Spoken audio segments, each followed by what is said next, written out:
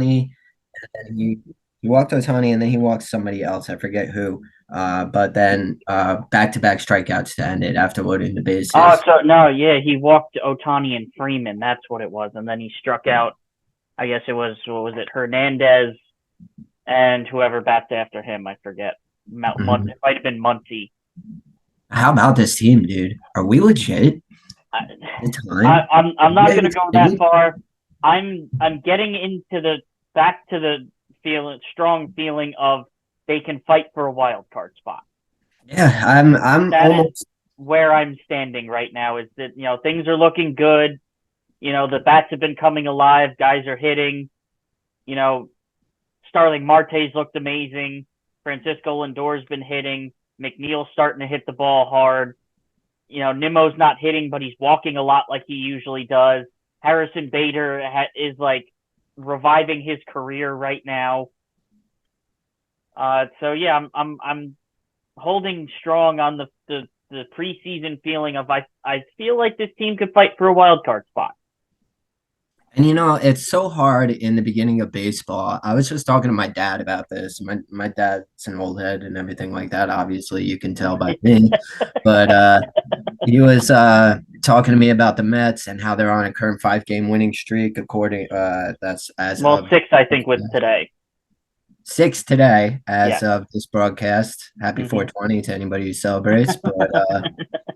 But yeah, he was talking to me about the 6 game winning streak, and I was like, dude, I'm telling you, with the rotation that we have going and everything, with Brooks Raley pitching the way that he is, the bats are finally waking up. Senga hasn't even pitched yet. Yeah. Okay, I'm saying I think that this could be a wild card team. And It could be. the one thing that he texted me before he stopped talking to me was nothing like that early season optimism. Uh, Long season, I get it. It is. It is. That's the thing with baseball, man. You're watch your team play 10 games, and you think that you're like at least a quarter of the way through the season. You are not. No. No. Not even close. Yeah. So it's tough. It's hard to like take this optimism, especially after such a poor start and everything, and not be like, where can this team go? We're the new Diamondbacks. But still, I mean, I'll take this over the beginning 0-5 start every single time. Absolutely. As long as you get some. The starting pitching. I think that if they want to compete for a wild card, the starting pitching needs to get a little better as far as guys going deeper into games. And helping to like save that bullpen a little bit.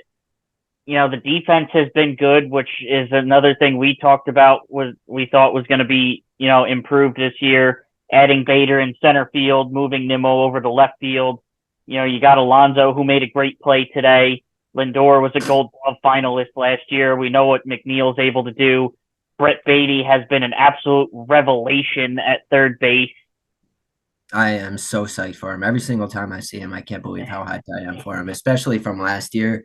Oh Just yeah. just a terrible. I mean, on the show, he's ranked to 66, bro. He was terrible last year. Yeah. Yeah, Well, if the season keeps going the way it has so far, expect him to be, I don't know, like a 75 by the end of the season.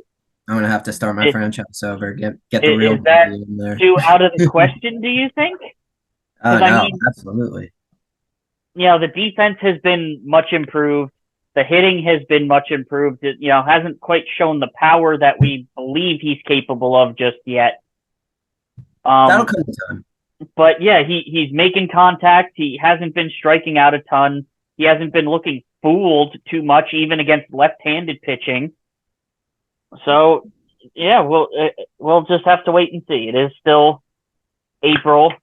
We still got May, June, July, August, five, five, 5.5 months of season left to go.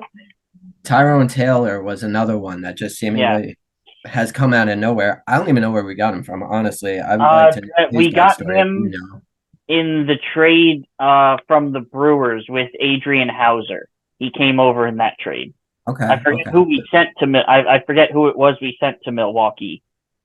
I think he is batting 341 right Yeah, now in his last 10 games as of this game that just finished up. He's batting a 450. Unbelievable. Let's keep getting that going.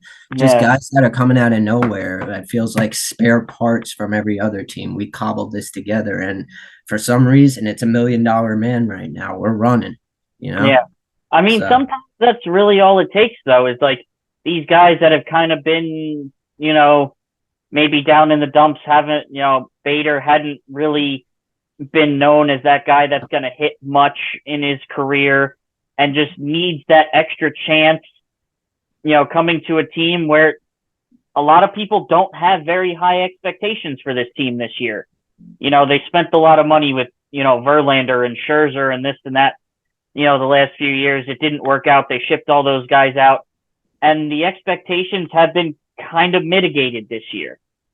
So, maybe it's just like that spotlight is off of them just a little bit, and it's just kind of allowing them to be a little bit more free and easy and just get back to having fun playing a game.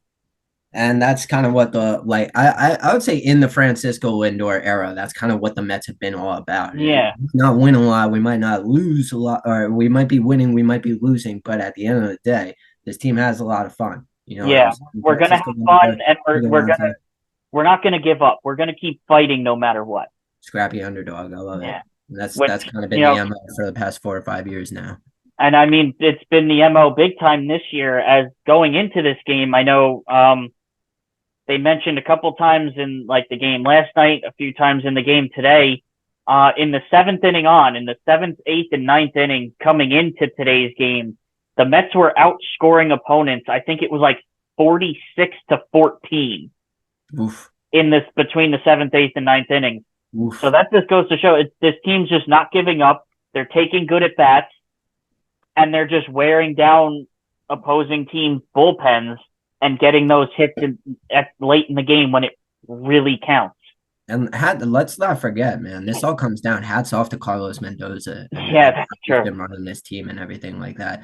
The two Dodgers games that I watched, man, for whatever reason, I got the Dodgers broadcast on MLB TV, right? So I'm watching the Dodgers broadcast and I'm listening to the Dodgers announcers kind of making fun of the Mets and everything like that and saying, like, especially this game, I think we let go 10. Well, at the time, Well, yeah, at they in walked 10 eighth inning, guys today. Yeah. yeah, we walked 10 guys, and the announcers are like, can a team beat the Dodgers with this lineup walking 10 guys? I'm like, yeah, because we're They, walking the guys that are going to be hitting the home runs. yeah, Okay. It's exactly. working. It's working really well. And I was sitting there, and that's what Mendoza told him. He was like, hey, guys, just pitch outside. Just pitch Yeah. outside. You're going to walk them. I don't really care. Just pitch outside. Do not give any meatballs over the plate. All these guys can kill it. All these guys can rake. Just keep pitching outside. You're gonna get a lot of swing. You're gonna get a lot of bad swings, and we'll just take the walks. And hey, man, 2-0.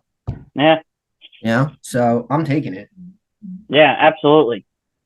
It's been a very nice kind of, uh, whatever the word is, I'm looking forward to actually be able to kind of watch the Mets again and not just be like, oh, here we go. All right, what's going to happen today? Like, it's actually kind of, they're getting back to like where they were a few years ago and stuff like that, where this is just kind of becoming a fun team to watch again. They have that energy. People are smiling, like they're just having fun. Yeah. And it's And we're tempering expectations because, yeah, like you said, it started out pretty ugly, but it's looking pretty good. It's definitely not the ancient Family Guy meme that gets sent to me once a year, every year. And here it is. It's the first pitch of opening day in Shea Stadium. Crack, and the season's over. And he just throws that down. And it's like, that's how it's been. So yeah, it really has I'll take been. Yeah, this over that any day. exactly. It's fun to be a Mets fan for once. Yeah. And especially not just because the Mets are playing well right now. The Mets also finally revealed that a New York baseball team is finally getting a City Connect jersey. Woo! And what Since a City the Connect jersey. the City Connect jersey, which the MLB has started rolling out, seems like forever ago. It seems like one team each year has been getting one. And what the CD Connect jerseys are, I know basketball has done it a lot, is just an alternate jersey that the league designs to kind of pay homage to where that team comes from. No, Like I they don't want to take that interrupt you, as, but really quick, I know in the NBA, the City Connect jersey started where they hired local artists to kind of yeah, capture the yeah. flavor of the town. So is that That what they're doing in the MLB? it's pretty similar. Like Yeah. capturing the flavor of the town is basically the same. Um, yeah, the same inspiration. So they're kind of taking the same inspirations of whatever town that team plays for, and creating an alternate jersey that kind of encapsulates what that town is about. Whether it be, I know the Nationals have their city connects are the ones with the like the cherry blossoms, Ah, and because Washington D.C. is known for cherry blossom they were trees. so cool. They were so cool. Those were actually pretty nice. Yeah, It's really hard to get pink and gray to go fire like that, and whoo, man, they did a good yeah, job on it. but Usually, the City Connect jerseys in baseball are great. I love yeah, them most of the time, and whereas in basketball, you get a lot of hit or miss. yeah, but yeah, basketball's been very up and down. Baseball has been much better when it comes to that. And it was finally revealed that the New York Mets are getting City Connect jerseys that they will reveal next Saturday, which is April 27th. As to Jersey residents, sometimes we miss the boat on a little bit on what New York City is Yeah. culturally. Oh, we're bringing it up right now. So here's what they Look look at like. You got those. the concrete gray with the bridge On across fire. the hat, and kind of that. To me, it almost looks like it's reminiscent of like Brooklyn Dodgers lettering You see, I was just about to bring that. on It's Brooklyn on the Dodgers jersey. esque, right? Yeah, it almost looks, and you got like the purple check mark on the side there. They got like the little purple New York with the concrete. The gray and purple is just such a good color. Yeah, it's very And this is coming from a team who I mean, like I know I'm biased and everything like that, but kind of the Mets Friday Blacks might be the best jerseys in the league. yeah. Those are really nice. And then coming out with these, whew, man, oh Yeah, man. here's just another kind of straight on picture. I guess, like I said, on the one sleeve they have like the subway token with the 7 on it. You Yeah. got And that, then on the other side is the that Mets. patch on the other side. And inside the hidden inside like the brim of the hat also I think is something with like the subway line. I believe it's like the piping that like if you get on the subway you see the map has all the different colored like pipes on it for the different Yeah, lines. yeah, I think they showed that like on the inside brim of the hat. So yeah, from the it's subway literally line. just all digging very deep down into like New York City with the concrete colored jersey with the bridge and just like the purple and everything with the subways. And I really do think it captures like what New York City is all about very, very nicely. I can't wait to see these when they debut. Do we Yeah. have any schedules as to when we're wearing these next? Yeah, the first one, like I said, is next Saturday, April 27th. Let's go. Well, Can't is going wait. to be the debut of these jerseys. April 27th, I believe. I'm not even gonna look it up because it's gonna take too long. But whoever we're playing April 27th, look it out because Yeah, we dressed to the nines. Look at these. because Absolutely gorgeous. So I don't want to take up too much time on baseball because our last episode was like 85% baseball. yeah. So we uh, got for the NHL playoffs. How these Rangers doing? How we looking? well, the NHL playoffs started tonight or today as we are recording on April 20th. I know we already have one game in the books. The Carolina Hurricanes beat the New York Islanders 3-1 in Game 1 of that series. Which I mean that could be a tough series, but I think it's kind of obvious that the Hurricanes are most likely going to win that series relatively easily. Like the Florida Panthers and everything like that of last year, they kind of remind me of the Islanders of this year, where they weren't a good team until late in the season, where they just Yeah, got hot at the right time. Is that what we're seeing here with the Islanders, or I mean, it could be. Obviously, yes, they did get hot at the right time at the end of the season. Were able to get into the playoffs, but just knowing the Hurricanes and the way they play defense and stuff like that, and the trades that they made at the deadline, I think it's going to be real tough for the Islanders to win this series. I think they could win a couple of games, but I, I the Hurricanes are just such a tough team. Yeah, you don't gotta tell us twice. Yeah. The other game going on as we're recording right now is the Bruins and the Maple Leafs are in game one of their series. Obviously, the Maple Leafs, it's the same story every year with them, is they're just trying to get over their playoff curse or struggles or whatever you want to call it. But currently down 1-0 against the Bruins right now. Yeah, another one. It's the Maple Leafs got something to prove. Let's see if they can do it. I hear it's their year this year. I hear a lot of positive talk coming out of Toronto. This is the year Yeah. we get over the curse. This is the year we get up the monkey off their back. I don't know entirely exactly what is different. I don't pay attention to the Maple Leafs as No. much as I should, but I'm thinking, or at least I've been hearing deep run for Toronto. Watch out for these guys. They could be a dark horse. Yeah, we'll see.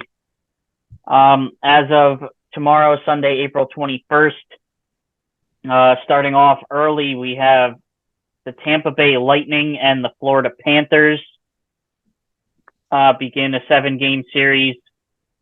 The Battle of Florida will be in Sunrise at home for the Panthers, who have home ice in that series.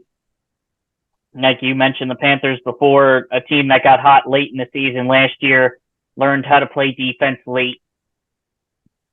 That they're another team you're going to have to watch out for. Tampa Bay, I don't know if they really have that juice left in them. They had such a long run at the top of the NHL for such a long time, and I think we're starting to see the Tampa Bay Lightning kind of go the way of like the Golden State Warriors are right now, where it's just kind of like their window's closing. Their big star players are getting a little older, and they just don't have that same oomph to them as they did, 2-3 years ago. Next game up after that, 3:00 tomorrow, we have my New York Rangers, President's Cup Trophy winners, begin their series against the Washington Capitals. 4 out. I'm trying to not get ahead of myself.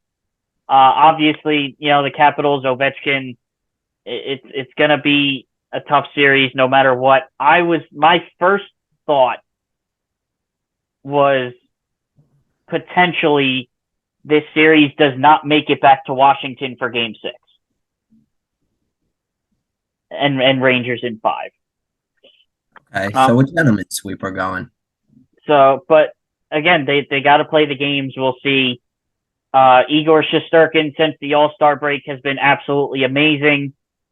The Rangers have been getting a lot of contributions up and down the lineup. The defense has, been stepping up a lot recently. But it's the playoffs, and teams are going to be ready. I talked a lot about how the Rangers struggled a little bit in the regular season at even strength, especially when teams found ways to clog up the neutral zone and didn't really allow the Rangers to skate through the neutral zone and gain that red line easily. So we'll see if the Rangers, come up with ways to combat that.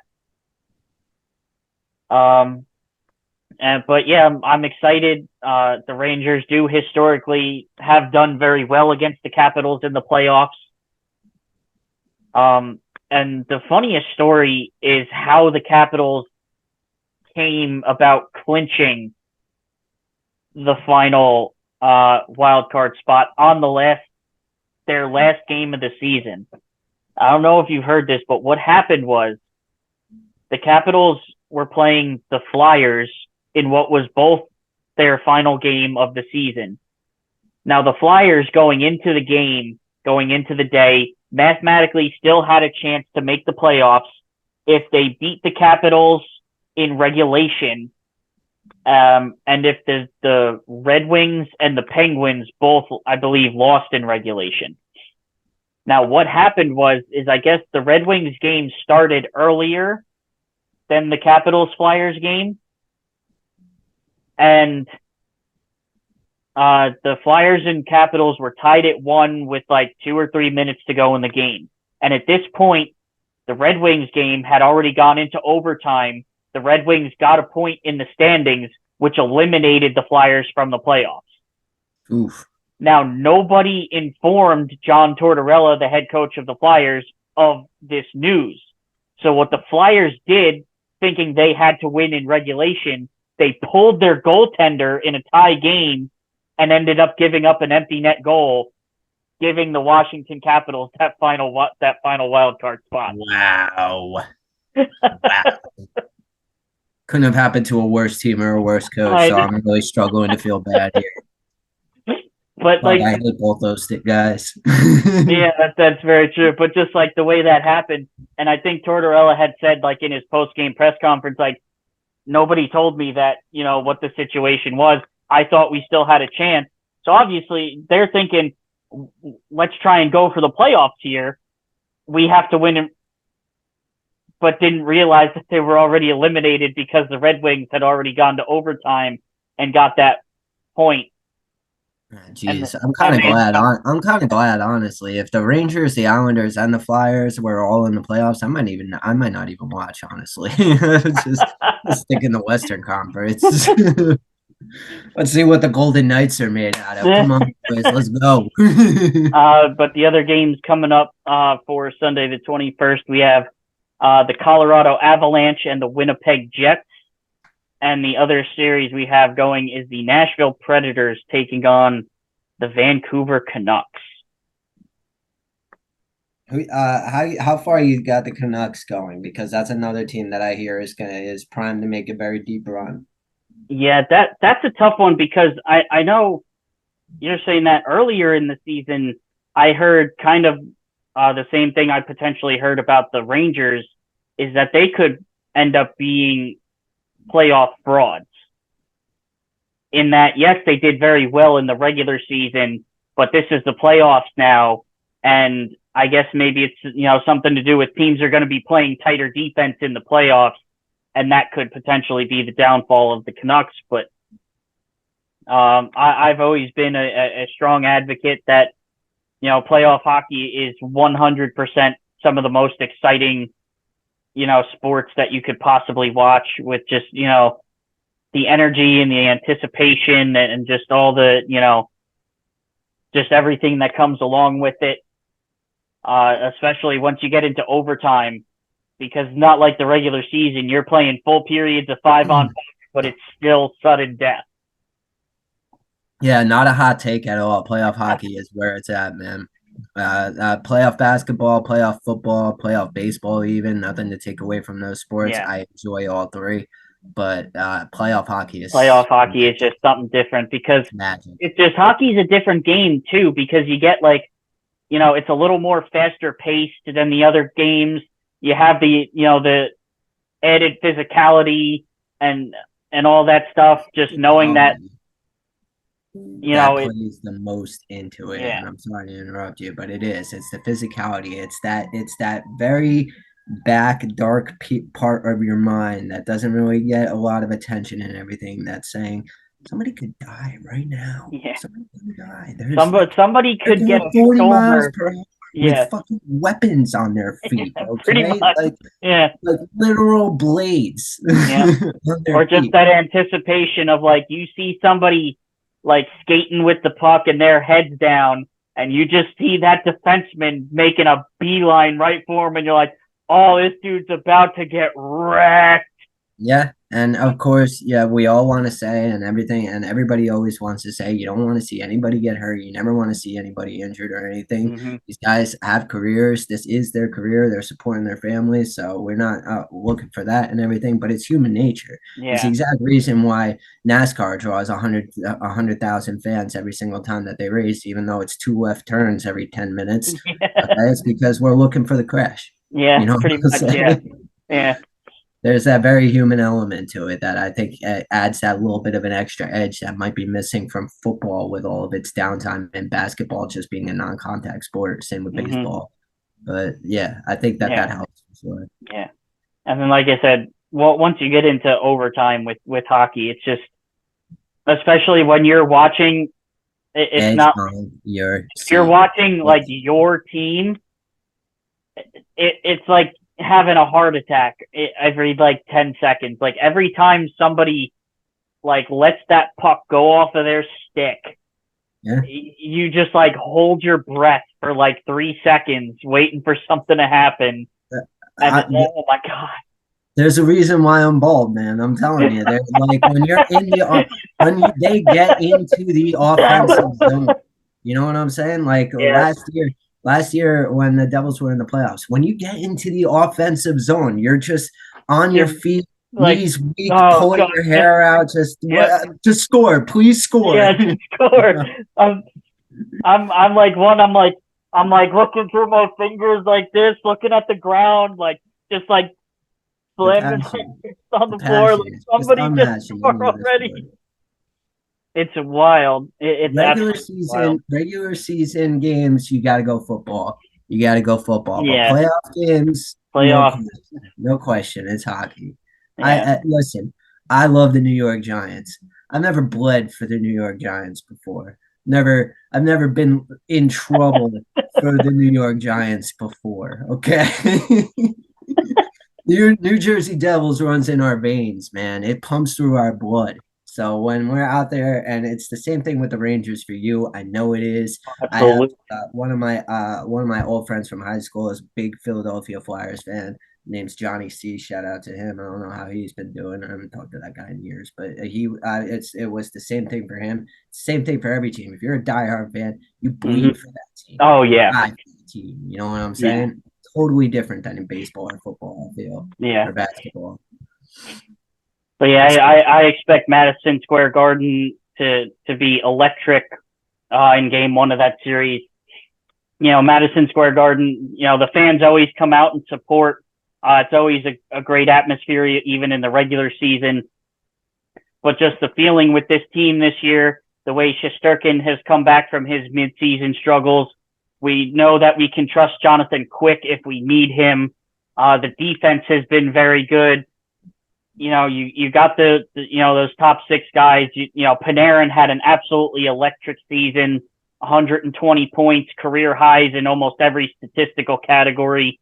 He's been looking to shoot more. Lafreniere took big steps forward. He had 28 goals. You know, Trocheck centering that line has been phenomenal. And I have to mention now Oh, that there is some news oh, out of New York Rangers camp. oh, It is potentially extremely exciting oh. Okay. for New York Rangers fans You had me worried for a second. that our young budding star Philip Hedel, who has not played a game of hockey since I believe January or possibly even earlier than that, due to obviously it was never straight out said by the NHL because they don't do that with injuries. But it is pretty much believed that he was dealing with a concussion and then post concussion syndrome. Oh, was he? No way. Yeah, exactly. Or as the NHL says, an upper body injury. Oh my God. First of all, no. This is a we. The Devils are eliminated. This is a Rangers positive podcast. I am saying Rangers positive. I'm not going to talk shit about Hedel and his obvious concussion. Take it away, my friend. I Well, hope it's okay. earlier this week, it was reported that he was back in New York in full contact practice with the team. All And right. there's obviously, they've stated there is no timetable, but it appears that if they wanted to put him back into the lineup for the playoffs, it seems as though he is potentially ready There you for that go. return if they chose to do so. So here we go. Strategy for the next game. Okay. Put Heedle out on the first line. Get him to punch Ovechkin in the face. There you go. Hey, see, No, no. If anybody's going to be punching Ovechkin in the face, that would be Matt Rempe. yeah, Rempe. That's it. Rempe. I love Yeah, Rempe. Devils fans know him quite well. Yeah, I love Rempe. I love him so much. I'm not going to talk bad about him. I can't anymore. I can't. We're eliminated. It would be in poor taste. This is what I've been saying since the beginning of the season, and this is why I wish that this Devils season wasn't just such a fucking comedy of errors and bad luck straight and injury straight from the start. The Devils Rangers rivalry is back, bro. Oh, it is. Yeah, Yeah, the it Hudson definitely River is. rivalry is back. Yeah. I'm so excited for it. It's been years and years and years of either we're good and you're bad, or you're good. Most likely you're good and we're bad. Mm-hmm. But finally, we're both clicking at the same exact time, and we could get some electric games going. And I know that this year did not work out for us, but I'm telling you, next year we're coming back, and it's going to be a fight, just All like it right. has been the last 2 or 3 years. Just the revival of the rivalry is just something that's just been just a pleasure to see for me. It really Mm-hmm. has. The last thing I want to mention, hockey wise, the other two playoff series that we have not mentioned yet out west is the Golden Knights and the Dallas Stars. And then you have the LA Kings and the Edmonton Oilers. Oilers kind of in the same boat with the Maple Leafs of they're kind of looking to get over their playoff woes of collapsing in the playoffs Right. over the last several years. Even though they have two of the best hockey players on the planet. The two best. Yeah, with Connor The McDavid two and Leon best. Draisaitl. Yeah. Like can't figure it out. Can't figure it Yeah, out. You know what? It's the same thing with the Angels and Otani yeah, and and Trout. Trout. So Yeah, I when they just were like there, didn't I make guess the it's way playoffs. harder than we thought, even if you Yeah, have the number one and number two. yeah, I guess so. I don't know, man. I think if Um, you give me Otani and Trout or Drysaitel and McDavid, I could probably get you a Stanley Cup or a World Series. I'm just saying yeah, one, at least at one. least one, like I can stupid luck into one. into one. You know what I'm saying? Even if I'm the worst GM of all time, even if all my ideas suck, bad luck or good luck has got to say come into factor at Yeah, some. somewhere at some point. I don't know. I don't know. I think Yeah, honestly, if Otani and Trout, and then the same thing with McDavid and Drysdale, if they retire without a ring, full both those franchises, both of yeah, them, I both of them. They do know. not deserve to have a franchise after that. I'm sorry. I'm sorry. Yeah, I gave you a basketball team with prime LeBron and prime Michael Jordan, and you come back to me in 15 years and say, I don't know what happened. yeah, You get it done. Guess what? You suck. you suck. Oh, it's so maddening. Even It is. like, I have no connection to these teams. You know, No, I none at don't all, none give a shit about whatsoever. the But it's so Oilers. I true. don't give a shit about the Angels. But just like for the sport in general, like how are you gonna do this? How is I this don't know. happening? I don't know. I don't know either. Oh man! All right. But So what? going back to the Vegas Stars series real quick. I don't even have anything to add. I know that Vegas is trying to build something with Jack Eichel coming Mm-hmm. from the Sabres and everything like that. And the Stars are just a really, really good, well built Western Conference team. So the Stars do kind of have the advantage, but I got a brother who's a big Vegas fan. So go Knights. Okay. Knights at 6. What do you got on the NBA playoffs? I know we are through the NBA play-in tournament. Yes, So all the the imaginary games that they pretend to exist are over. That they pretend to exist and matter are over. The NBA playoffs are on, and I'm just going to go through them and give you my opinions as they come up on my phone over here. And you interject when you can, because All you're the right. hockey expert. So I was going to interject when I could. I'm kind of the basketball expert. You do the same thing for me. So first up, we got the Sounds good. Cleveland Cavaliers and the Orlando Magic, the Eastern Conference 4 and 5 seed. Okay. Now, these No. guys played already earlier in Um, the afternoon while we were recording this on 420. The Cavaliers took care of business in a kind of a close game. Jared Allen looked extremely good. Donovan Mitchell looked like he was in control of this team, and the Orlando Magic just looked like a team. And this is only going off of game one. The Orlando Magic looked like a team that is just too young, too inexperienced, doesn't really know what to do, a little bit flat footed, a little slower coming out of the gate. Donovan Mitchell was ready. Jared Allen, with his playoff experience with the Nets, was ready. Darius Garland was looking like a champ out there. He had a great game, and the Cavaliers took care of business. I think that that's going to be how it goes throughout the entire series. The Magic can win one, maybe two, if they're lucky. Paolo Banchero's no joke. Franz Wagner's no joke. But I don't really see them stepping up to a much more experienced playoff team like the Cavaliers. I expect that to be a pretty easy win for the Cavs. yeah. Next, I mean, I have to give some love to the Magic because I do have a couple of friends who are Orlando Magic fans. But I also do kind of have to agree with what you said. Is the Magic have a lot of good young talent, but that's just it. They are very young. They went through some ups and downs this season. And it's just this is going to be good experience for them moving forward. yes, this is no hate on the Orlando Magic at all. I, for one, love Paolo Banchero. I think that he's great down there. I think that that's a really good piece that you could build around to get a really solid future, especially with Franz Wagner. Now, these guys are really young, but they can be your core one and two, a la an SGA and Jalen Williams that turned into something in Mm-hmm. Oklahoma City. These guys can be your core that you can build around. And if you build around it right, it's going to be good. This was never the Magic's year. They knew this, okay? This was a year about building experience. They're doing that right now. They've settled their goal already. We're playing with house money right now. The goal was to get into the playoffs to give these guys playoff experience. They did that already.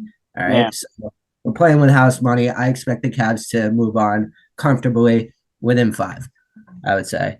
Maybe 6 if, something crazy happens.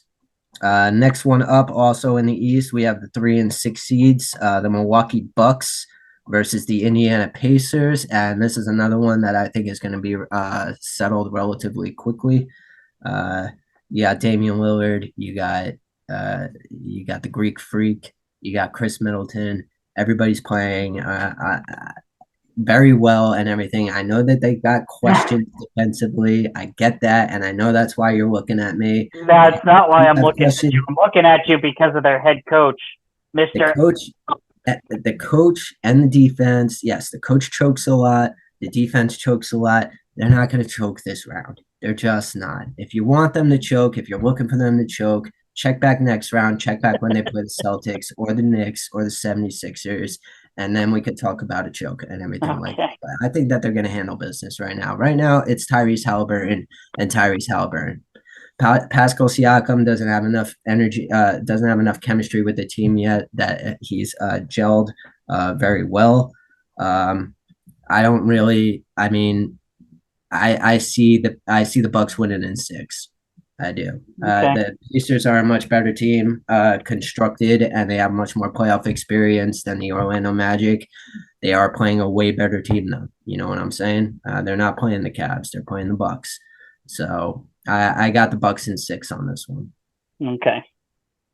Um, so next up, we have another game that played this week today. We have the New York Knicks, the number 2 seed, versus the Philadelphia 76ers, the number 7 seed. And no, I do not have dyslexia. No, I did not mix those two numbers up. The Knicks are the 2 seed, and the 76ers are the 7 seed. Wild, I know. But Mm-hmm. Joel Embiid has been playing injured throughout most of the season when he's been playing. So it's really been just Tyrese Maxey and whatever they could cobble together that was supposed to be supporting Embiid. Now that's kind of your whole team, which is why that they fell to the 7th spot. Embiid is coming back healthy. Now he exited the game in the third quarter in today. He came back later in the third quarter. It was still not enough. The Knicks still won. Now, I have the Knicks winning this one in 6 or 7. Okay. However, the Knicks came out in the first and second quarter, and I don't know what the hell they were thinking. I don't know what the hell they were doing. Julius Randle is out. Mitchell Robinson is a great defender, but these 76ers bigs are not to be messed around with. How are you going to come out as the New York Knicks with Julius Randle out and say, hey, you know what? If Brunson shows up, we got this. It's the 7th seed. These are 76ers. They're Joel Embiid. These are a good. Then this is the team that kicks your ass every single year. And the first half, the only guy that showed up to play was Brunson. Now they made adjustments in the second half, and they got lucky because Joel Embiid missed most of the third quarter and everything like that. So that put the Knicks in a position to stay in the game. Josh Hart got hot late. What's his name? DiVincenzo. DiVincenzo got hot. Yep. But at the end of the day, you can't come into a game versus the Philadelphia 76ers, who are maybe one of the best 7 seeds that we might have ever seen. We could do some research on that. I haven't, but I can't name a good low C team, a better low C team than one that has Joel Embiid on it. You know what I'm saying? Joel Embiid, Tyrese Maxey, Tobias Harris. This is not a 7 seed team. You know what I'm saying? So I have the Knicks winning in 6 or 7, but if they come out in game 2 the way that they came out in game 1, and Joel Embiid just kind of has his way with the entire team while he's still out there, if he could stay healthy, expect an upset. I would honestly, personally, prefer to see both of these teams lose if that was possible. but as much as I am a Brooklyn Nets fan and I want to root against the Knicks as much as possible, if there is really one team I am going to want the Knicks to beat, that would be the Philadelphia 76ers. Because there is one thing that we agree on sports-wise other than our love for the Mets, and that is fuck Philly. Fuck Philly. Fuck every single one of their teams. Fuck Philly. Yes. All of them. So yes, I would also like to see the Knicks win there. I am not a Knicks fan by any stretch of the imagination. There are a lot of Knicks games on, so I happen to watch them and know a lot about them. But fuck Philly. So finally, in the Eastern Conference, the last game is the number 1 Celtics versus the number 8 Heat. I have a lot of Celtics fans talking to me, telling me about playoff Jimmy, telling me that they match up really well against the Celtics, telling me that, you know, in past years, they've always gave the Celtics problems and everything like that. The Celtics are winning in 4. I'll tell you that right now. It is a sweep. I will tell you that right now. There is no chance, no way, no how. I don't see them winning unless they come out completely and utterly flat-footed in the first game, and that's their wake-up call. But that's the only way that I expect the Celtics to lose. This is a much worse Heat team than it was last year, and that was a much worse Heat team than it was the year before. They are getting steadily worse. They cannot keep relying on Jimmy Butler. He can't keep doing it on his own. He played well in the play-in game. I don't expect that to keep continuing, especially against a team that is just – you got top 3 guys in every single position. There's no chance. There's no chance. I see a gentleman's sweep at best for the Heat. All right. Look out for Bam there. If the Heat have any chance, Bam needs to completely dominate Kristaps in the post. That's about it. That's the only hope that they have. If Bam can shut down Kristaps in the post and can play a little bit of perimeter and stop him as he sits there in the corner for his wide open threes every time Tatum survives the net, okay? If he can do that, I mean, maybe 1 or 2 games, but that's it. They're not winning this. I promise you that. All right. So we're going into the Western Conference. and I'm going to do my team last. Okay. Okay. All right. So we got the 4-5 seed. Okay. That's the clip. That's the Clippers and the Mavericks. This is the best round matchup. This is the best first round matchup in the entire playoffs right here. Yeah. If you watch one first round matchup series, make sure that it is the Clippers versus the Mavericks. They are this close. I am telling you. Kawhi Leonard versus Luka Doncic, Kyrie Irving versus Paul George, Ivica Zubac versus whoever the hell that they have down on Uh, front. Eric Lively, I believe it is. Yeah, but what I'm saying is there is a storyline. There are superstars. They in every position. They play extremely well. They're gelling at the right time. James Harden is has finally stopped guarding Kawhi Leonard's shots and has started guarding other people's shots. So that's helping him a lot. And I think that this is going to be a really tight game. I One hate thing James to Harden. say about this series, as much as I have my differences with Kyrie Irving and what he did to the Nets, I hate James Harden more. Let's go Dallas. All right, there you go. So you're a Dallas fan on this. You don't like Fuck James Harden and his fat ass fucking I hate throat. James Harden so much. I hate James Can't Harden stand him. so much and his Can't whiny stand fat, him. but the person that I hate as much as I hate James Harden is Kyrie Irving. So Yeah. this is just a two team. This is just a series of teams that I hate. Um, See, so I'm it's kind also of good to root basing against it both. a little bit more off of I'd like to see Luca win and Mark Cuban as the Dallas Mavericks owner is just like he just seems like such a nice guy. I wouldn't mind seeing him, Very that philanthropist, donates yeah, his money all the time and everything like that. Puts his money towards good causes. Like he runs a website where you can buy the generic version of any kind of medicine for like 90% of what the actual name brand costs. And he's just doing that for anybody. He's saying, if you have a yeah, prescription, just post the prescription, send it to an email to me, and I will give this to you for an 80% discount. no, Get that out there. The fact, I mean, this isn't a political podcast, but the fact that we're the only civilized country that pays for healthcare is ridiculous. You know yeah, what I'm no, saying? that's true. But he does. He does seem like a good guy. I also like Luka Doncic a lot. He needs to get it done this series, right? He He does, needs to get it he done does. this year. And he's been here a couple of times before. He's made some runs, but none of them have been very deep and everything like that. If this is going to be your team, if you're the guy that is supposed to be leading us into this new era of basketball with Wembanyama, with Jokic, it's time for you to step up. It's time for Mm-hmm. you. So Time for the Dallas Mavericks to make a run to the Western Conference Finals. I like the Mavericks to come out of this, but it's going to be a very close game. It'll definitely be a tough series. I have the Considering Mavs. it actually seems like Kawhi Leonard does play basketball, which is something a lot of people were questioning the last few years. Hey, man, with all the shit that Kawhi Leonard and Paul George get, rightfully so, sometimes for load management and for kind of just maybe not faking injuries, but maybe over exaggerating them a little Yeah, bit so we could get some extra time off. Uh, Paul George, 70 plus games played this season. yep, Kawhi Leonard, 70 plus games played this season. This is what you want.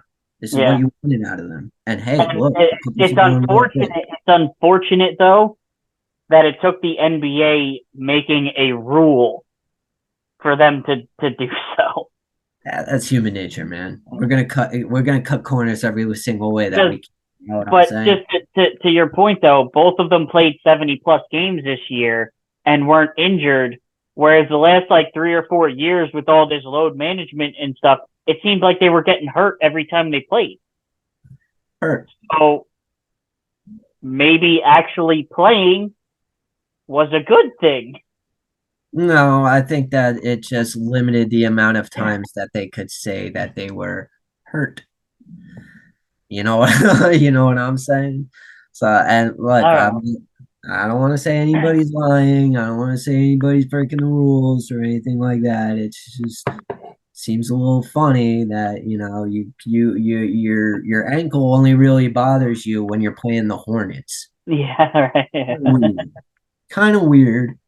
Maybe it's Charlotte. Maybe it's the air in Charlotte. I'm not a biologist. I don't know how the air quality affects your ankle or anything, Yeah, I but don't know.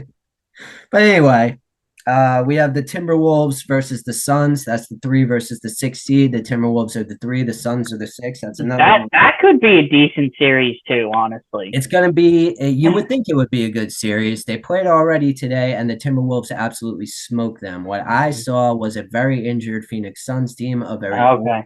Phoenix Suns team Yeah. versus a very young, healthy Timberwolves team that is ready to prove themselves right now. Now, you cannot playoff experience is playoff experience, and when you're talking about the NBA, that really matters. It doesn't matter a lot in other sports. It does matter in the NBA. I don't know why. I'm not an NBA player. I've never played basketball even remotely professionally, but what I can tell you is that it does. And Yeah. know if they're going to get swept. I doubt they're going to get swept. I doubt it'll even come to 5 games. I have it going to 6, but I have the Timberwolves beating them easily, especially if we've seen what we saw this game, the 3 o'clock game. It wasn't close at any point. Anthony Edwards completely took over Kevin Durant, was trash talking him the whole entire time, which is absolutely hilarious because Yeah. Anthony Edwards said that his idol growing up was Kevin Durant, and Kevin Durant was guarding him. He smoked Kevin Durant and was shit talking him the entire time, which, hey, gotta be cool, dude. Gotta be cool. Your Yeah. Yeah. childhood idol talking Yeah. trash to him and smoking him at his own game. Yeah. Gotta be cool, man. I have no idea how that's gotta feel. It's gotta be it's a It's next got to be level. pretty incredible. It does. Yeah, I can So imagine. can't hard not to root for him. As stupid as some of the things that he says is, uh, but that's that Gen Z attitude and everything like that. So maybe I'm just an old head. Maybe this is the way that it's going to be now. Maybe this is the new generation and everything. You say dumb things like, "I don't even like basketball. I wanted to Yeah. play football, but I just so happened to be good at this. Now I'm gonna go for 40 points. Excuse me." Like, fuck Yeah. you, bro. Fuck you. You know, it comes off as really It does. Yeah. shitty, It shitty, comes man. off as very arrogant and does not. Yeah, shitty and arrogant. But hey, you know what? Maybe this is the new Gen Z thing.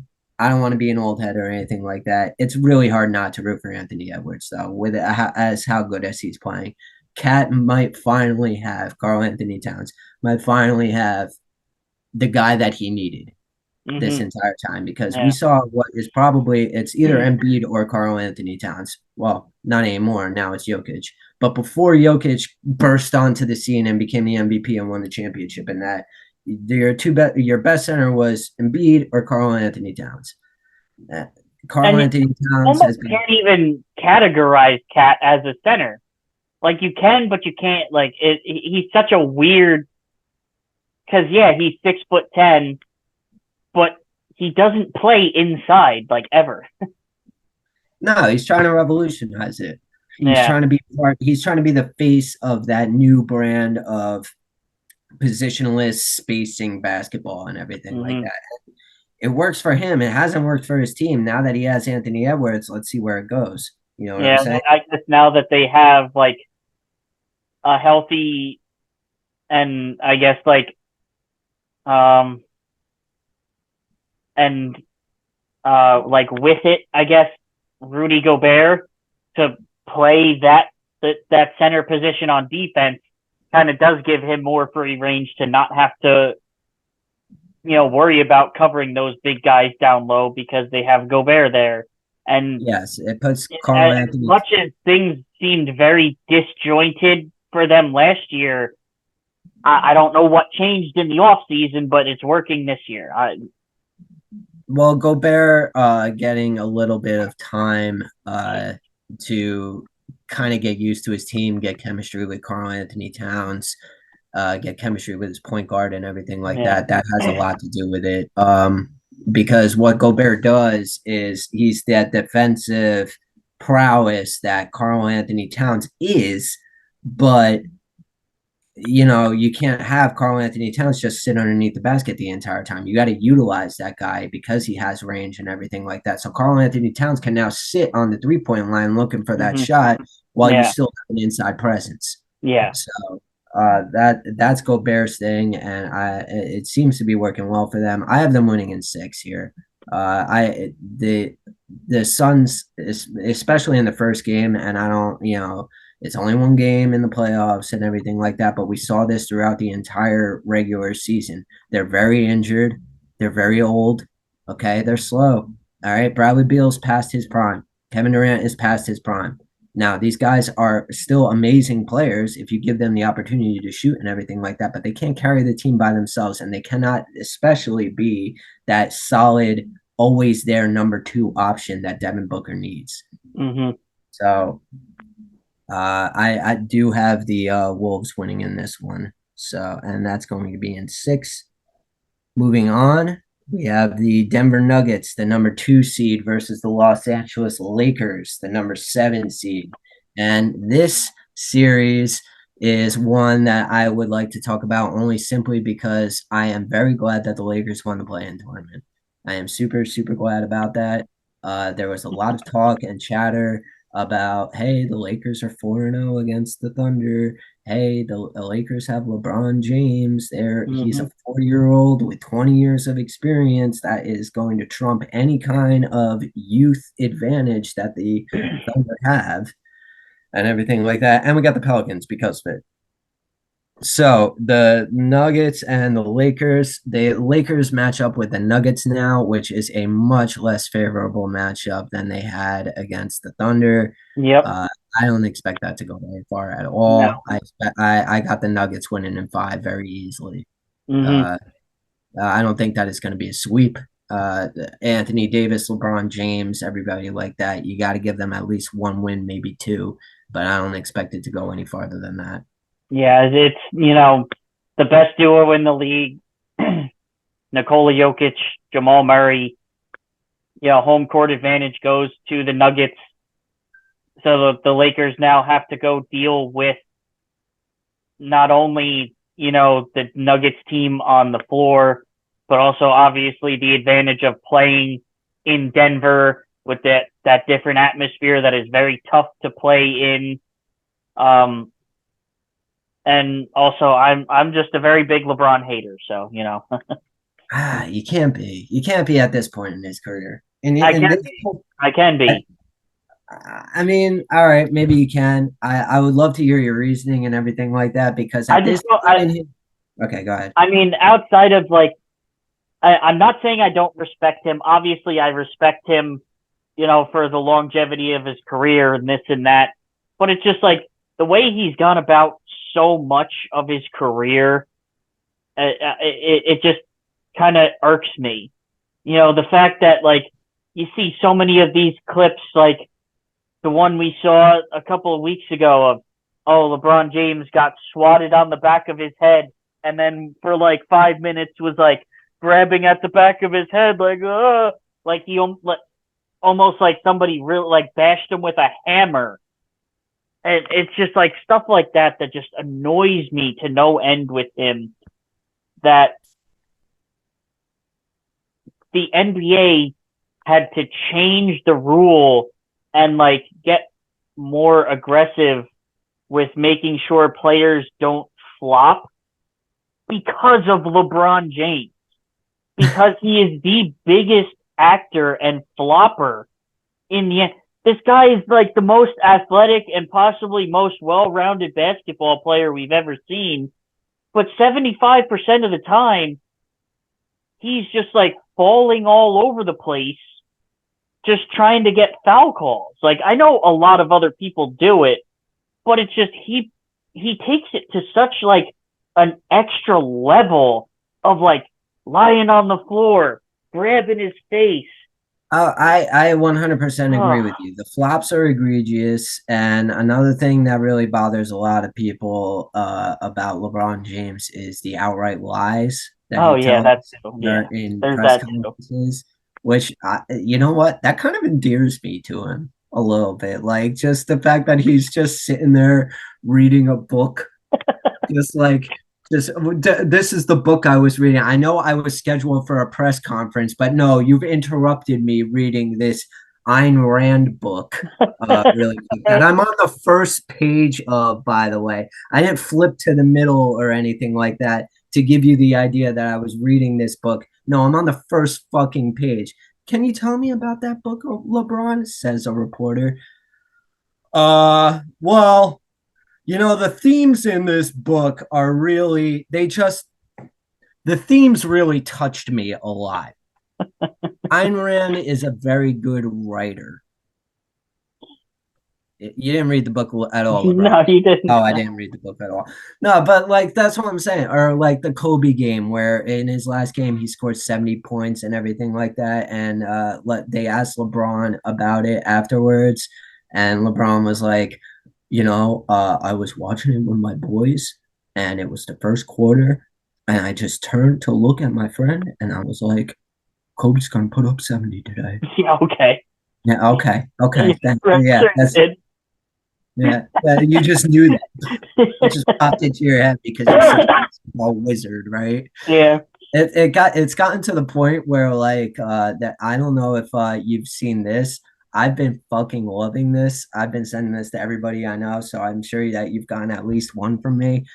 They make you know how AI can mimic people's voices now and everything like that? Yeah. Right. So they have LeBron in a press conference with his voice AI altered so that it's like, so I was chilling with my boys in the tavern, and it was Constantinople 78 AD, and I was turned to my friend who saw a horse that was given to us from one of our warring tribes.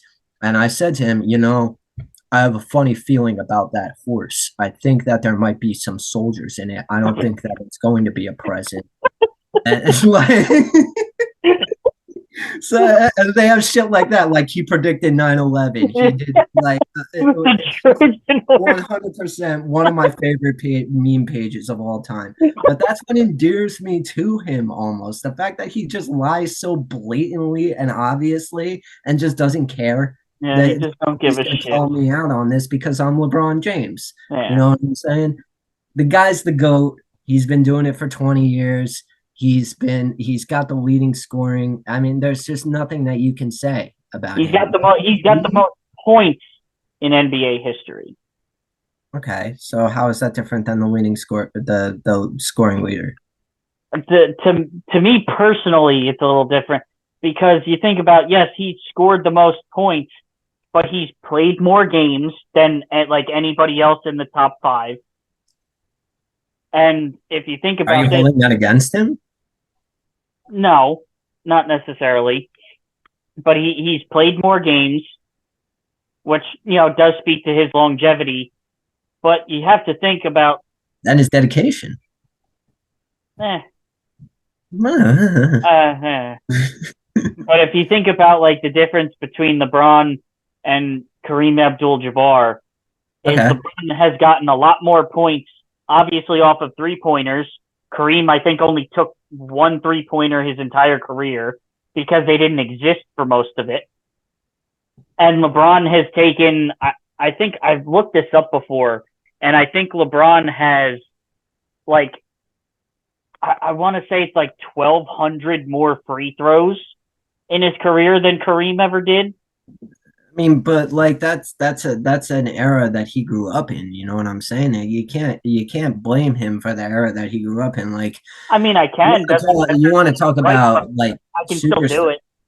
You want to talk about superstars getting like really easy calls and everything, though. There's that really famous clip of Michael Jordan. Hit to the curb. Michael, I didn't see your hands on him, Michael. But I believe you. You did. But I believe you. I only saw the one hand on it. Where like the referee comes up to him and he's like, "Whoa, hey, Michael, did he foul you? I got the call where he was reaching in and he touched the ball. I wasn't sure if he fouled you. Did he put his hands on you, Michael?" "Yeah, he put his hands on me." "Okay, Michael, I didn't see him put his hands on you. Are you sure?" "I'm gonna believe you, and I'm calling the foul right now." And he calls the foul and everything like that. Are you sure, Michael? He put his hands on you? Yeah, he put his hands on me. Okay, Michael, I believe you. Like the superstars get haven't done the same thing for LeBron James. but that's what I'm saying. If Michael Jordan is getting that, LeBron James is certainly getting that. Kobe Bryant is certainly getting that. Kawhi Leonard, Kevin Durant, yada yada yada. Whoever you want to argue that your GOAT is certainly getting those calls too. Is all I'm saying. Yeah, to me, it's still Michael Jordan, mostly just because of the playoffs. Like, look what it took. And I mean, it's not all on LeBron James. Obviously, he was in Cleveland for so long, wasn't able to win a championship. Is that all his fault? No. It just meant that Cleveland clearly wasn't able to build a good enough team around him. But then just to like that effect, what does LeBron do? He's like, oh, well, if Cleveland's not going to let me go team up and basically create the era of the super team. Michael Jordan never did that. Michael Jordan never had to do that. Right. And I don't want to, I'm just playing devil's advocate here because I'm not taking a stand. I will never take a stance on the Michael Jordan versus LeBron thing. I think that they're both 1A and 1B, honestly. And you could pick who's 1A and who's 1B. Okay. And I don't think that it's that much of a debate. I think that LeBron does more than what Michael Jordan brought to the table. I think LeBron plays better defense. I think LeBron passes better. I think LeBron rebounds better.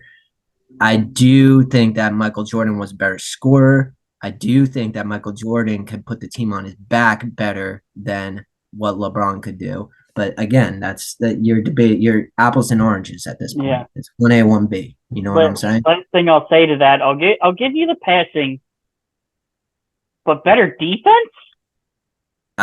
LeBron is known for his defense, bro. LeBron, if Michael LeBron Jordan was a multiple-time All Defensive player. So he's a Defensive Player of the Year. LeBron's number one most replayed like highlight. All right, think about Michael Jordan's. It's the shot where he's fading back from the 3-point line and he's putting up that shot against the Jazz, and then he makes it, and then he does the jump where he celebrates like that, and he fist pumps in the air. Okay. LeBron James's most watched highlight, and the thing that he's going to be most remembered for, is that block where he came out of nowhere on Iguodala. Okay, but where he came and flew out of nowhere and fucking knocked that shit down. Here's my stance on it, though. Here's my stance on it. LeBron James really only plays defense when he feels like it. But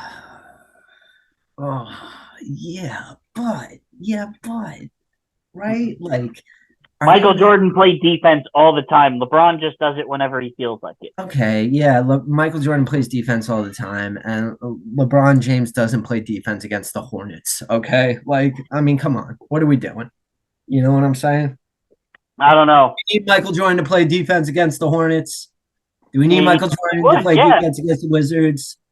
You know what I'm saying? That was just Michael Jordan. He found a way to take everything personally. Yeah, no, that's true. He definitely had that Kobe edge where Kobe took where do you think Kobe got it from? I was going to say, Kobe took that and mastered it, but he was the original, like, just chip on my shoulder, I'm going to fight you right now type guy. So, yeah, I agree with you on that. And LeBron James definitely is missing that type of chip on his shoulder and everything like that. I mean, LeBron, I could agree. He might be the most, like, complete basketball player we've ever seen, and as far as potentially the most athletic basketball player we've ever seen. I would actually give athleticism to Michael. You think so? As far as scoring, it was close, but you know, as far as scoring and just his ability to dunk and everything like that, and Michael was a little bit before my time, so I only have highlights. Me too.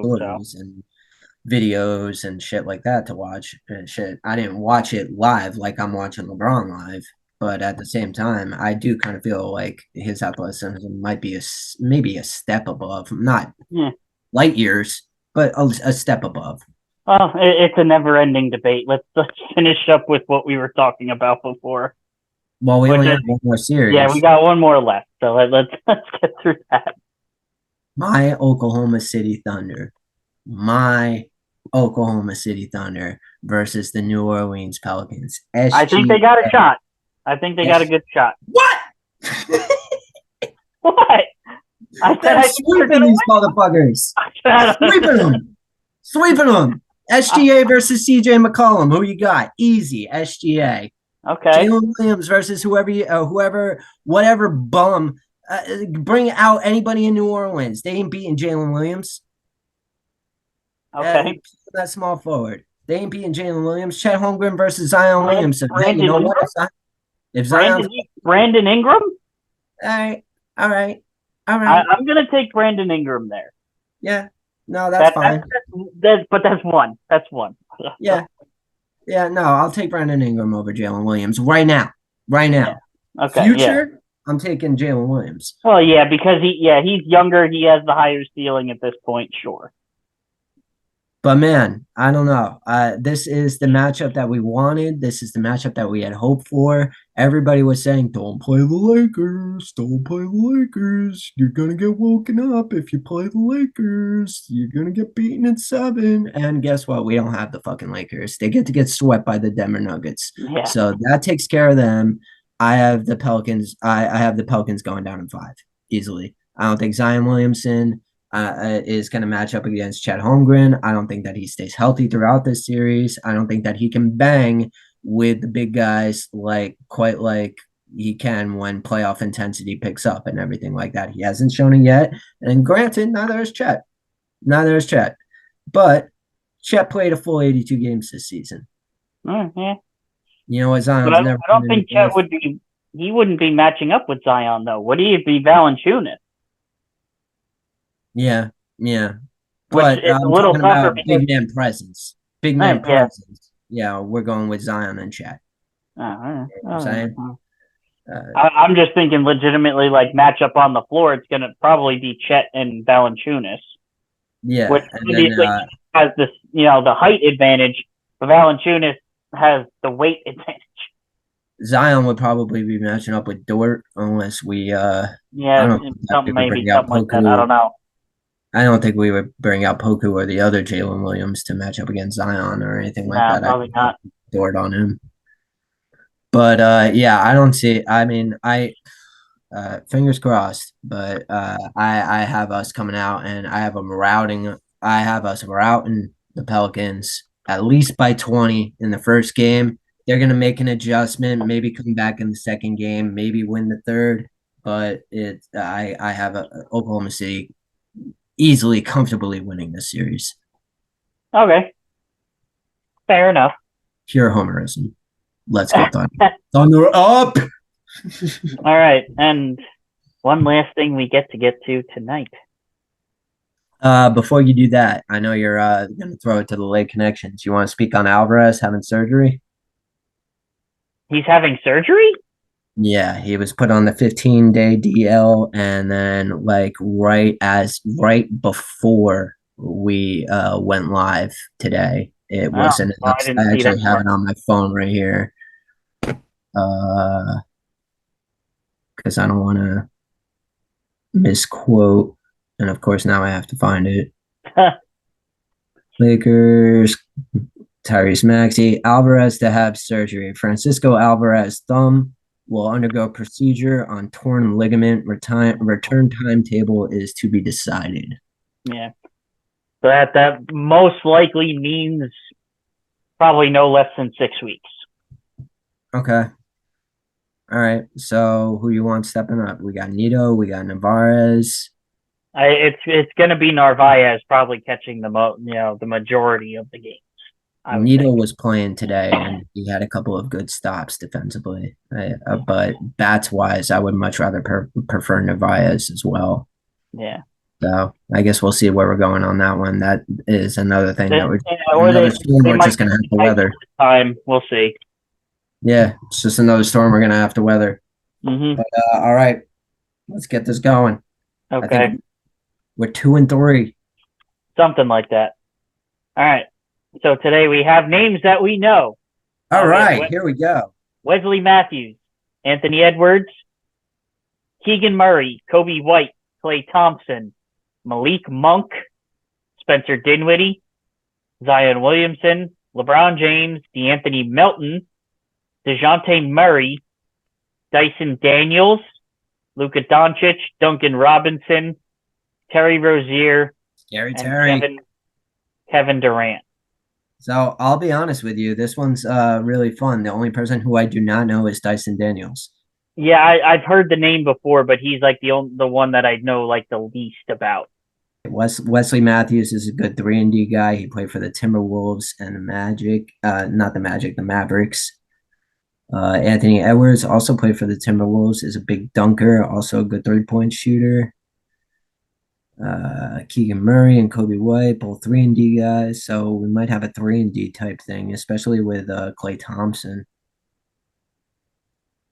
Wesley Matthews, Kobe White, Klay Thompson, Keegan Murray, or Malik Monk might be something. Duncan Robinson could also go in there. Scary Terry could also go in there too, though. All right, one of them is usually obvious, but I'm not really seeing anything too obvious here. I'm seeing something obvious with Zion, LeBron, Kevin, and Luka. Can we think of anything that those guys might have in common? Because those are like out of all of these guys, if I ask you to name 4 people in the NBA, these are the 4 that you're going to think of first. Yeah, but that doesn't necessarily mean anything here. You know what? Screw it. I'm just going to go for what is the easy hint? 2024 play-in single game scoring leaders? So that just happened. Yeah, so that would have to be LeBron. Zion's got to be up there because it was, hold on, let's think of the 8 teams that were in the play-in. So in the East, you had the Bulls, the Hawks, the 76ers, and who are the Celtics playing right now? I just talked about it. The Bulls, the Hawks, the 76ers, and hold on. I'm pulling it up right now. Yeah, I can't remember. Heat. The Heat. Okay, so here we go. LeBron James, Zion Williamson, Kobe White, and Duncan Robinson? Yeah. Is there another? I don't think so, because not the Mavericks. He's on the Hornets. Yeah, he's on the Hornets. He's on the Hornets. He's on the Suns. I don't know where he is. But I mean, maybe DeJounte Murray on the Hawks?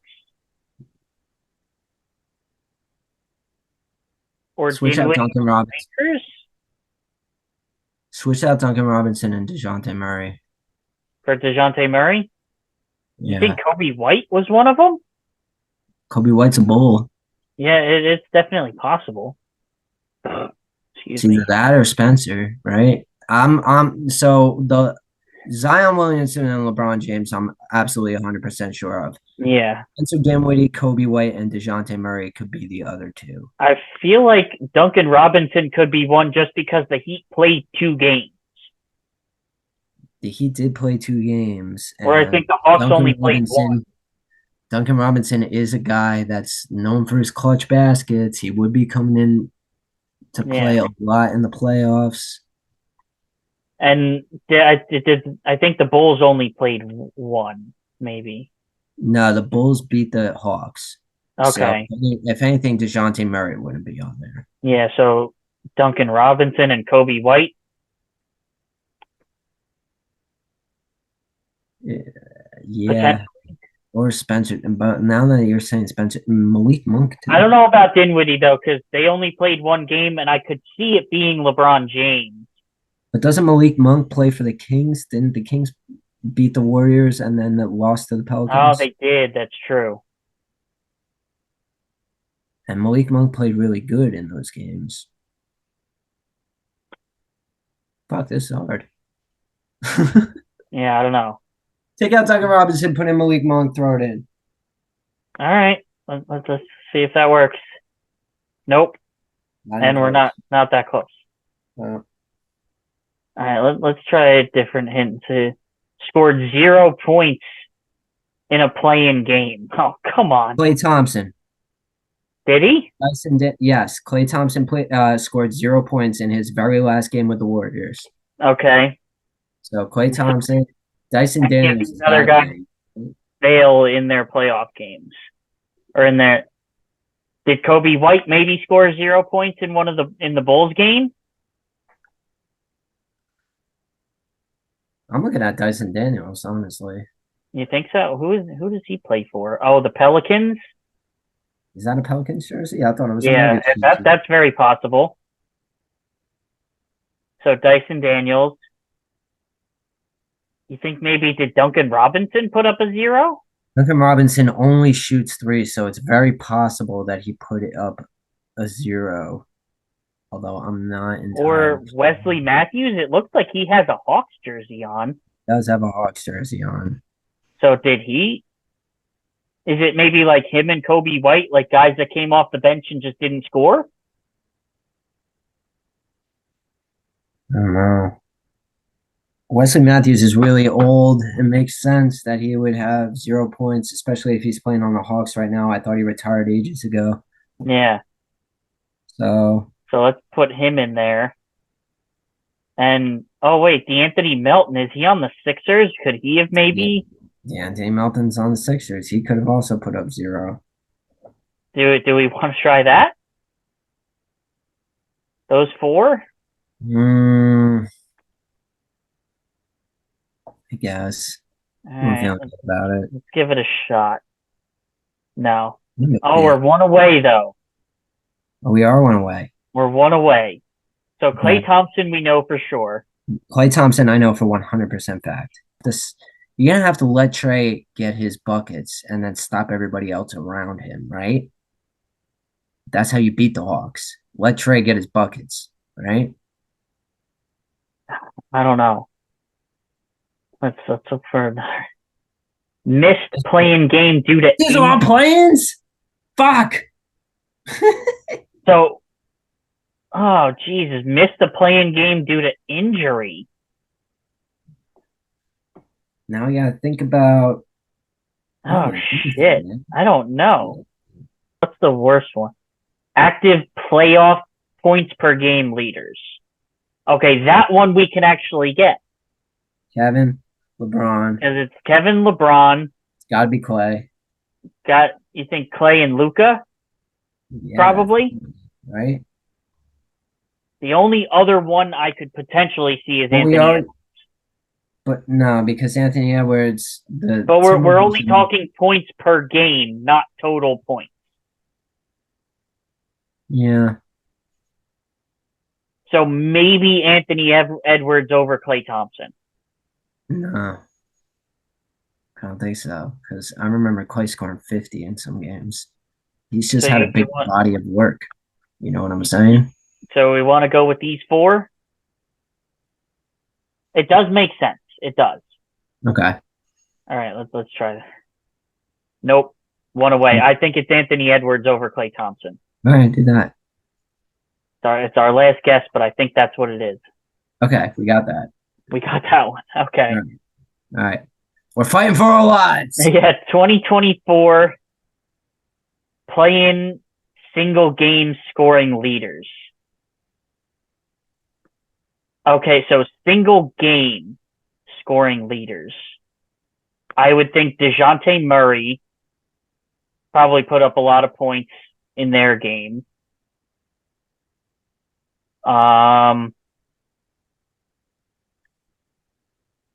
Wait, who are we doing? It's 2024 play-in single game scoring leaders. So DeJounte Murray for the Hawks, he's probably their number 2. He must have put up a lot of points for that Duncan team. Robinson's got to be one. I'm thinking Malik Monk for the Kings probably put up a lot of points. True. And we already know Clay is a 0 guy, so that's not one of them. Zion? Did Zion go off on one? It could be. That would probably be my best guess. All right, let's go with that then. All right, let's see if that works. Nope. Damn it. It was Zion, Malik, DeJounte, and Kobe. And Kobe White? Oh, geez. I never would have guessed that. And 0 points. Oh, it was Dinwiddie, Clay, Dyson Wesley Daniels, Matthews, and Dyson Daniels. And then missed it due to injury was, Terry Rozier. It must have been in his Celtics days, maybe. Had to have been. No, it would That's have a been probably this year because Duncan Robinson. Malik Monk. Wait, did the Hornets didn't? Is he playing for somebody other than the Hornets right now? The Hornets are the worst team in the league, and he's only played for 2 teams. He's played for the Celtics and the Hornets. Are So you unless sure? like 2 or 3 years ago when they first did the play-in tournament, maybe they snuck in and got one game. Maybe they were the 10 seed.